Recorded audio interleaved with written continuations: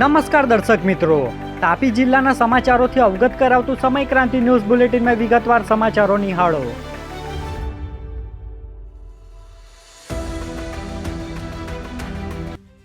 તાપીમાં ભારે પવન સાથે ઝાપટારૂપી મેઘમહેર. ડોલવણમાં 7 ઇંચ વરસાદ. અનેક તાલુકામાં ધોધમાર વરસ્યો. તાપી જિલ્લામાં આજે ભારે પવન સાથે ઝાપટારૂપી ભારે વરસાદ પડ્યો હતો. ત્યારે ફ્લડ વિભાગ પાસેથી પાછલા 24 કલાકે મળતી માહિતી મુજબ ડોલવણ તાલુકામાં સૌથી વધુ 7 ઇંચ વરસાદ નોંધાયો હતો. જ્યારે વાલોડમાં 4.3 ઇંચ, વ્યારામાં 4 ઇંચ, સોંગઢમાં 2.6 ઇંચ, ઉકાઈમાં 2.5 ઇંચ, કુકરમુંડામાં 1.6 ઇંચ, ઉચ્છલમાં 1.5 ઇંચ અને નિઝારમાં 1.1 ઇંચ વરસાદ નોંધાયો હતો. તાપીમાં અતિ ભારે વરસાદની સ્થિતિમાં વાસ્મોના સીઈઓએ કરી સમીક્ષા. સોમવાર પહેલાં શાળાઓની ચકાસણીના નિર્દેશ આપ્યા. તાપીમાં અતિ ભારે વરસાદને પગલે વાસ્મોના સીઈઓ સ્તુતિ ચારણના અધ્યક્ષસ્થાને સેવા સદનના હોલમાં સમીક્ષા બેઠક યોજાઈ હતી. બેઠકમાં રાહત બચાવ કામગીરીની સમીક્ષા કરી જિલ્લા તંત્રની કામગીરીને બિરદાવવામાં આવી હતી. સાથે જ તમામ વિભાગો વચ્ચે સંકલન જાળવવા અને સોમવાર પહેલાં શાળાઓની ચકાસણી પૂર્ણ કરવા સૂચના આપવામાં આવી હતી. ઉકાઈ જંગલમાં મળેલા માનવ કંકાલનો ભેદ ઉકલાયો. યુવતીની હત્યા બાદ પ્રેમીએ કર્યો હતો આપઘાત. ઉકાઈ તાલુકાના જંગલમાંથી મળેલા મહિલા કંકાલની ઓળખ ડીએનએ રિપોર્ટના આધારે અંજલિબેન કાથુડ તરીકે થઈ છે. ફોરેન્સિક તપાસમાં હત્યા થયાનું બહાર આવતા પોલીસે પરણિત પ્રેમી શૈલેષભાઈ ગામિત વિરુદ્ધ હત્યાનો ગુનો નોંધ્યો છે.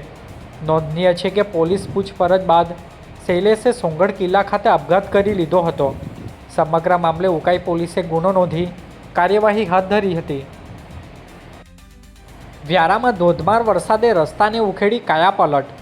વ્યારા નાની ચીખલી માર્ગને નુકસાન, વાહન વ્યવહાર બંધ. તાપી જિલ્લામાં પડેલા ધોધમાર વરસાદ બાદ અનેક વિસ્તારોમાં નુકસાનના દ્રશ્યો સામે આવી રહ્યા છે. વ્યારાથી નાની ચીખલી ગામને જોડતા માર્ગ પર વરસાદી પાણી ફરી વળતા રસ્તાને ભારે નુકસાન થયું છે. પાણી ઓસર્યા બાદ માર્ગનો ડામર અનેક સ્થળે ઉખડી ગયો હોવાનું સામે આવ્યું છે. માર્ગની સ્થિતિ જોખમી બનતા તંત્ર દ્વારા સાવચેતીના ભાગરૂપે હાલ વાહન વ્યવહાર માટે બંધ કરવામાં આવ્યો છે. સંબંધિત વિભાગ દ્વારા માર્ગના સમારકામની કામગીરી હાથ ધરવાની તૈયારી કરવામાં આવી રહી છે. વ્યારાના સિંગી આંબલી ફળિયામાં વર્ષો જૂનું આંબલીનું ઝાડ ધરાશાયી, વીજ પુરવઠો ખોરવાયો.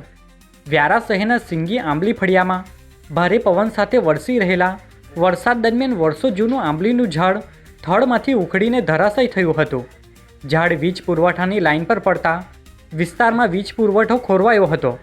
જોકે સદનસીબે ઘટનામાં કોઈ જાનહાનિ કે ઈજા થઈ ન હતી. વિસ્તારમાં હજુ પણ ભારે વરસાદ યથાવત રહેતા તંત્ર દ્વારા સાવચેતી રાખવાની અપીલ કરવામાં આવી છે.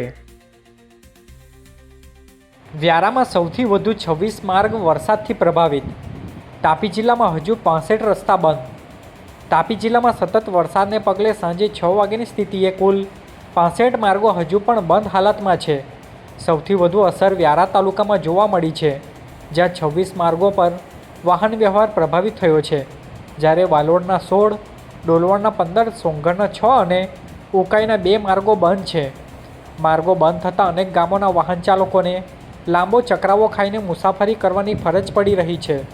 વરસાદી સ્થિતિને ધ્યાનમાં રાખી તંત્ર દ્વારા સતત દેખરેખ રાખવામાં આવી રહી છે. સોંગઢ તાલુકાના જલેબી ઘાટમાં ભૂસ્ખલન બાદ ગણતરીના કલાકોમાં માર્ગ વાહન વ્યવહાર માટે ખુલ્લો. સોંગઢ તાલુકાના બોરદા, સાતકાસી, સેરુલા રાજ્ય ધોરીમાર્ગ પર આવેલા જલેબી ઘાટ વિસ્તારમાં ભારે વરસાદના કારણે ભૂસ્ખલન થતાં વાહન વ્યવહાર ખોરવાયો હતો. ઘટનાની જાણ થતાં માર્ગ અને મકાન વિભાગે તાત્કાલિક જેસીબી સહિતના ભારે મશીનો વડે કાટમાળ હટાવી ઝડપી કામગીરી હાથ ધરી હતી. પરિણામે ગણતરીના કલાકોમાં જ માર્ગ ફરી વાહન વ્યવહાર માટે ખુલ્લો મુકાતા મુસાફરોને રાહત મળી હતી. વ્યારામાં ભારે પવનના ઝાપટા સાથે વરસાદ. તાપી જિલ્લા સેવા સદન પરિસરમાં ઝાડ ધરાશાયી થયું. વ્યારામાં ભારે પવન સાથે પડેલા ઝાપટારૂપી વરસાદ દરમિયાન તાપી જિલ્લા સેવા સદનના પરિસરમાં એક વિશાળ ઝાડ ધરાશાયી થયું હતું. ઘટના મોડી રાત્રેના સમયે બનતા કોઈ જાનહાનિ કે મોટું નુકસાન થયું નથી. સદનસીબે ઘટના સ્થળે કોઈની અવરજવર ન હોવાથી મોટી દુર્ઘટના ટળી હતી. ઘટનાની જાણ થતાં સંબંધિત તંત્ર દ્વારા ઝાડ હટાવવાની કામગીરી કરે તે જરૂરી બન્યું છે. આજે બુલેટિનમાં બસ આટલું જ અને સમય ક્રાંતિ ન્યૂઝ ચેનલને લાઇક શેર કોમેન્ટ્સ અને સબસ્ક્રાઇબ અવશ્ય કરી લેશો, જેથી કરી તમને તાપી જિલ્લાના સમાચારોની અપડેટ મળતી રહે અને મને રજા આપશો. આભાર. જય હિન્દ, જય ભારત.